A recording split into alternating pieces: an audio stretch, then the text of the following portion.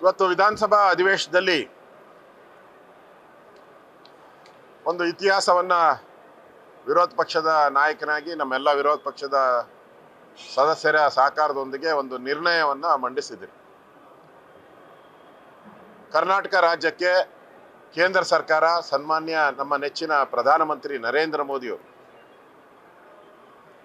ಕರ್ನಾಟಕ ಸರ್ಕಾರಕ್ಕೆ GDP growth ಅಲ್ಲೂ ಕೂಡ ನಾವು ಕರ್ನಾಟಕ ಮತ್ತು ತಮಿಳುನಾಡು ಇರ್ಬೋದು, ಮಹಾರಾಷ್ಟ್ರ ಇವೆಲ್ಲ GDP ಗ್ರೋತ್ಗೆ, ಗುಜರಾತ್ ಇವೆಲ್ಲನೂ ಕೂಡ GDP ಗ್ರೋತ್ಗೆ ಸಹಾಯ ಆಗುವಂಥ ರಾಜ್ಯಗಳು. ನಮಗೆ ಹೆಚ್ಚು ಅನುದಾನವನ್ನು ಕೊಟ್ಟಿದ್ದಾರೆ. ನಮ್ಮ ಶೇರ್ ಏನಿದೆ ಆ ಶೇರನ್ನು ಅತಿ ಹೆಚ್ಚು ಬಂದಿದೆ. ನಮ್ದು ಹಿಂದೆ ಎಲ್ಲ ನಮಗೆ ಬರ್ತಾ ಇದ್ದಂಥ ಪರ್ಸೆಂಟೇಜ್ ಅದು 20ರಿಂದ 30, 30ರಿಂದ 32ರಿಂದ 42 ಆಗಬೇಕಾದ್ರೆ 32ರಿಂದ 42 ಆಗಬೇಕಾದ್ರೆ ಅದಕ್ಕೆ ನೇರ ಕಾರಣ ನರೇಂದ್ರ ಮೋದಿಯವರು. ನರೇಂದ್ರ ಮೋದಿಯವರು ಬಂದಾಗ ಮಾತ್ರ UPA ಸರ್ಕಾರದಲ್ಲಿ ಭಾಳ ಪ್ರಯತ್ನ ಮಾಡಿದ್ರು, ಆದರೆ ಮಾಡೋಕ್ಕಾಗಲಿಲ್ಲ ಅವ್ರ ಕೈಲಿ. ನರೇಂದ್ರ ಮೋದಿಯವರು ಬಂದ ಮೇಲೆ 42% ಅಧಿಕವಾಗಿ ನಮ್ಮ ರಾಜ್ಯಕ್ಕೆ ಆದಾಯ ಕೇಂದ್ರ ಸರ್ಕಾರದಿಂದ ಬರುವಂಥದ್ದಾಯಿತು. ವಿಶೇಷವಾಗಿ ರೈಲ್ವೆಗೆ ಸುಮಾರು 90,000 ಕೋಟಿಗೂ ಹೆಚ್ಚು ರೋಡ್ಗೆ ಕೊಟ್ಟಿದ್ದಾರೆ, ರೈಲ್ವೆಗೆ ಹಣ ಕೊಟ್ಟಿದ್ದಾರೆ. ಮತ್ತು RDPR ಇರ್ಬೋದು, ಸ್ವಚ್ಛ ಭಾರತ್ ಇರ್ಬೋದು, ನ್ಯಾಷನಲ್ ಹೈವೇ ಈ ಥರದ್ದೆಲ್ಲ ಸುಮಾರು ಈ ಬೆಂಗಳೂರು ಏರ್ಪೋರ್ಟ್ಗೆ ಟರ್ಮಿನಲ್ 2 ಮತ್ತು 1ಗೆ ಎರಡು ಸೇರಿಸಿದ್ರೆ ಸುಮಾರು 9,000 ಕೋಟಿ ಕೊಟ್ಟಿದ್ದಾರೆ. ಶಿವಮೊಗ್ಗ ಏರ್ಪೋರ್ಟ್ ಇರ್ಬೋದು, ಈ ಥರದ ವಿಜಯಪುರ ಏರ್ಪೋರ್ಟ್ ಇರ್ಬೋದು, ಗುಲ್ಬರ್ಗ ಈ ಥರದ್ದೆಲ್ಲ ಕೂಡ ಕೇಂದ್ರ ಸರ್ಕಾರ ಯಾವುದನ್ನು ಕೂಡ ನಮಗೆ ಅನ್ಯಾಯ ಮಾಡದೆ ಕೊಟ್ಟಿದೆ ಅನ್ನೋ ಒಂದು ನಿರ್ಣಯವನ್ನು ಇವತ್ತು ನಾವು ಮಂಡಿಸಿದ್ವಿ. ಇವತ್ತು ದೇಶದ ಅಭಿವೃದ್ಧಿ ಜೊತೆ ಕರ್ನಾಟಕ ಅಭಿವೃದ್ಧಿ ಆಗಬೇಕು ಅಂತ ನರೇಂದ್ರ ಮೋದಿಯವರ ಒಂದು ಆಸೆ. ಆದರೆ ಕಾಂಗ್ರೆಸ್ ಅವ್ರಿಗೆ ದೇಶ ಒಡೆಯುವಂಥ ಚಿಂತನೆ ಅವ್ರಿಗೆ.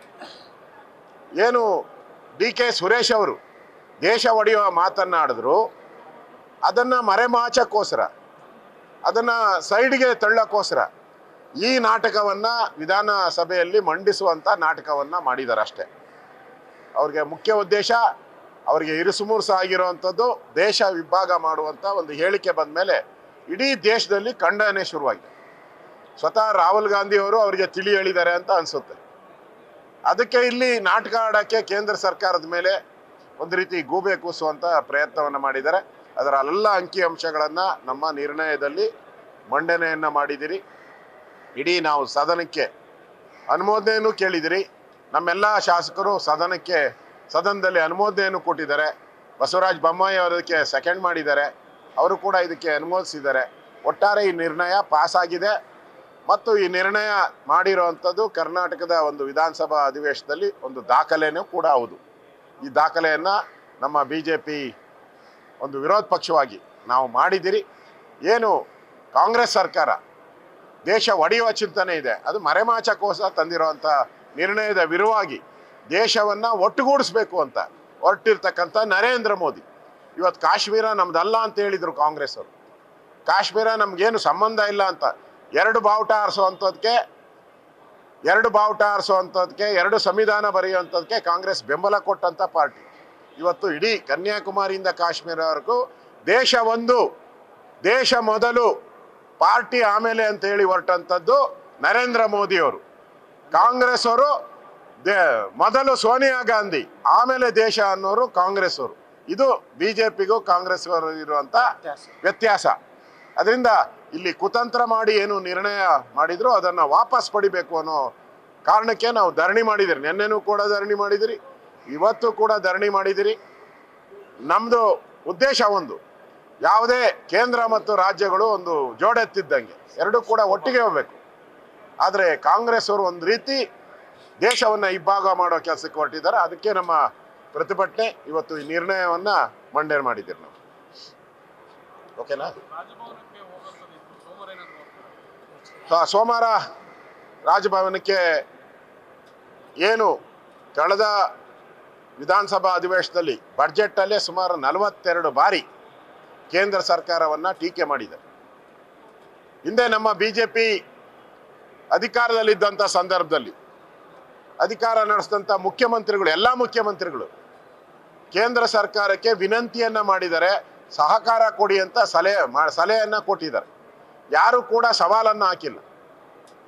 ಇವರು ಒಂಥರ ದುರಾಂಕಾರದಿಂದ ಸಿದ್ದರಾಮಯ್ಯನವರು ಅವರ ಸರ್ಕಾರ ಕೇಂದ್ರ ಸರ್ಕಾರದ ವಿರುದ್ಧವಾಗಿ ಮಾತಾಡಿರುವಂಥದ್ದು ಇದು ರಾಜ್ಯದ ಜನತೆಗೆ ಅನ್ಯಾಯ ಆಗುತ್ತೆ. ಸಿದ್ದರಾಮಯ್ಯ ವೈಯಕ್ತಿಕ ಆಸೆಗೋಸ್ಕರ ಇದು ಮಾಡಿದ್ದಾರೆ. ಸೋನಿಯಾ ಗಾಂಧಿ ಅವರನ್ನ, ರಾಹುಲ್ ಗಾಂಧಿ ಅವರನ್ನ ಮೆಚ್ಚಿಸೋಕೋಸ್ಕರ ಮಾಡಿರುವಂಥದ್ದು ಇದು. ಆದರೆ ರಾಜ್ಯದ ಜನತೆಗೆ ಇದರಿಂದ ಅನ್ಯಾಯ ಆಗಬಾರ್ದು. ಆ ದೃಷ್ಟಿಯಿಂದ ನಾವು ಈ ನಿರ್ಣಯವನ್ನು ಮಂಡಿಸಿದ್ದೀವಿ. ಈ ನಿರ್ಣಯ ಮಂಡಿಸೋ ಮುಖಾಂತರ ಕೇಂದ್ರ ಮತ್ತು ರಾಜ್ಯ ಒಟ್ಟಿಗೆ ಇದೆ ಅನ್ನೋ ಮಾತನ್ನು ನಾವು ಹೇಳಿದ್ದೀವಿ.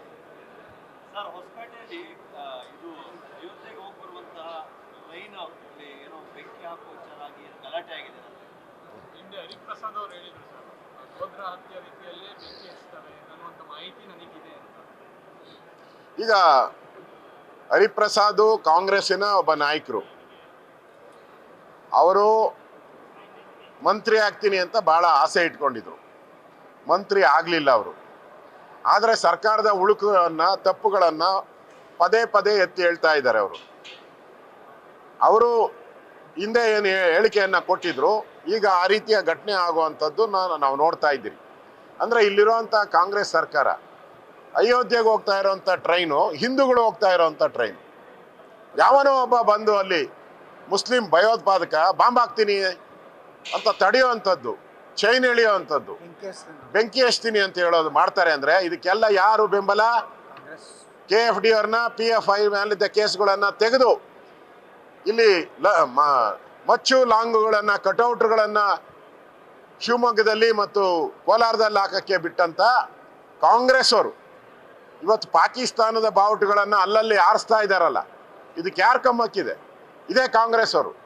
ಅದಕ್ಕೆ ಕಾಂಗ್ರೆಸ್ ಅವರು ಉತ್ತರ ಕೊಡಬೇಕು. ಅಯೋಧ್ಯೆಗೆ ಹೋಗುವಂಥ ಟ್ರೈನ್ ಮೇಲೆ, ರೈಲ್ ಮೇಲೆ ಈ ಥರ ಹಲ್ಲೆ ಮಾಡುವಂಥ, ಬೆಂಕಿ ಹಚ್ಚೋದ ಕೆಲಸ ಮಾಡ್ತಾ ಇದ್ದಾರೆ.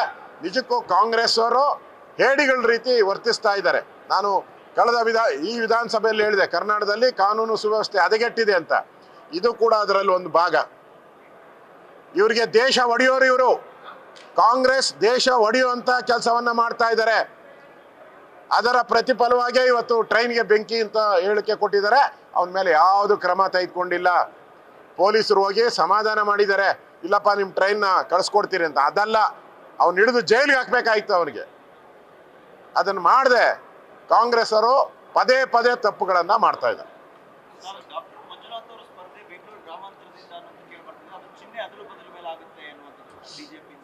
ಆ ಥರದ್ದು ಯಾವುದು ಕೇಂದ್ರದಲ್ಲಿ ಇದುವರೆಗೂ ನಮ್ಮ ನಾಯಕರು ಯಾವುದು ಚರ್ಚೆಯನ್ನು ಮಾಡಿಲ್ಲ. ಮೊನ್ನೆನೂ ಕೂಡ ಅಮಿತ್ ಶಾ ಅವರು ಬಂದಿದ್ದರು.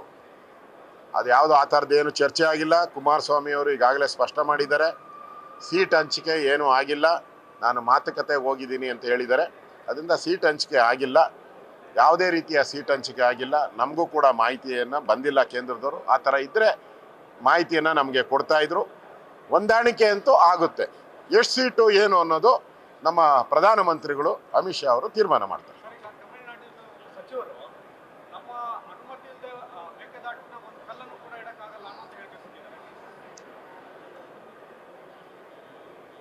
ತಮಿಳುನಾಡಿನ ಸಚಿವರು ಏನಿದ್ದಾರೆ, ಅವರು ನಮ್ಮ DK ಶಿವಕುಮಾರ್ ಅವರಿಗೆ ಭಾಳ ಕ್ಲೋಸ್ ಫ್ರೆಂಡ್ಸ್. ಯಾಕಂದರೆ ಇಲ್ಲಿ ಬಂದು ವೆಸ್ಟ್ ಎಂಡಲ್ಲಿ ಬಿರಿಯಾನಿ ಎಲ್ಲ ತಿಂದುಬಿಟ್ಟು ಹೋಗಿದ್ದಾರೆ. ಇಲ್ಲೇ ಆರಾಮಾಗಿ ಪದೇ ಪದೇ ನಮ್ಮ ಹಕ್ಕು, ನಮ್ಮ ನೀರು, ನಮ್ಮ ಹಕ್ಕು ಅಂತೆ. ಈಗ ತಮಿಳ್ನಾಡವರು ದಿನ ಖ್ಯಾತೆ ತೆಗಿತಾ ಇದ್ದಾರಲ್ಲ, ನಿಮ್ಮ INDA ಪಾರ್ಟ್ನರ್ ಅಲ್ಲ ಅವ್ರ ಜೊತೆ ಮಾತಾಡೋಕ್ಕೆ ನಿಮಗೆ ಯೋಗ್ಯತೆ ಇಲ್ವಾ?